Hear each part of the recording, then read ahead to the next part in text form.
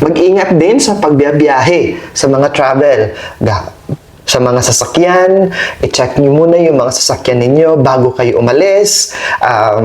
Baka kasi mayroon kayong salubunging problema sa daan. Mag-ingat din kasi ang daming mainitin na driver sa daan. Baka mamaya-maya magkaroon ng road rage or bigla kayong pagtripan. That will lead sa mga aksidente. Lalo na yung mga drivers ngayon na parang lutang ang enerhiya. Parang mainit talaga ang ulo. Kaya, pakiusapan na maging gising ang diwa. At kung kayo ang magdadrive, humanap kayo ng katabi. Nakakausapin kayo to cool down and to ease up the energy.